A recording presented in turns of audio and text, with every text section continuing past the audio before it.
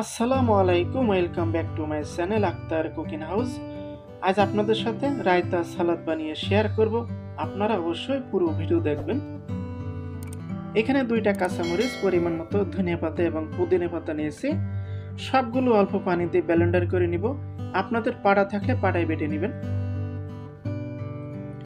500 গ্রাম টক দই নিয়েছি। টক দই যদি বেশি গাঢ় হয় তাহলে সামান্য পানি দিয়ে নেবেন। 1 টেবিল চামচ চিনি দিয়ে দিলাম। আধা চা চামচ লবণ দিয়ে দিচ্ছি, আধা চা চামচ বিট লবণ। এখন দিয়ে দিচ্ছি সালাতের উপকরণগুলো। এখন ভালো করে মিক্স করে নিব। এই রেসিপি কিন্তু বেশি ঝালও হবে না অথবা বেশি মিষ্টিও হবে না, তো আপনাদের স্বাদ মতো সবকিছু অ্যাড করে নেবেন। এবং ধনিয়া পাতা, পুদিনা পাতা অবশ্যই আপনারা বেটে দিবেন। আস্তা দিলে কিন্তু কোনো টেস্ট লাগবে না। আধা চা চামচ ভাজা জিরা গুঁড়ো দিয়ে দিলাম, আধা চা চামচ গোলমরিচের গুঁড়ো। আবারও ভালো করে মিক্স করে নিব।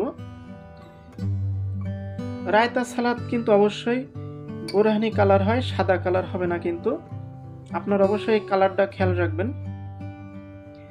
এখন দিয়ে দিচ্ছি শসা কুচি। আপনারা শসা কুচি করে ভালো করে ধুবেন, তারপর পানি ঝরাবেন, তারপর এই সালাদটা তৈরি করবেন। আবারও ভালো করে মিলিয়ে নিচ্ছি। তো আমার সালাদ কিন্তু রেডি।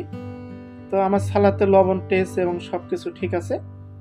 এখন পরিবেশন করে দেখাচ্ছি। তো এ ধরনের সালাদ কিন্তু আরও রয়েছে, পরবর্তী আমি তৈরি করে দেখাবো আপনাদের সাথে। তো রেডি হয়ে গেল রায়তা সালাদ রেসিপি। আজকে রেসিপিটা কেমন লাগলো অবশ্যই কমেন্ট করে জানাবেন। ভিডিওটি ভালো লাগলে শেয়ার করবেন। আজকের মতন এখানেই বিদায়। আসসালামু আলাইকুম, আল্লাহ হাফেজ।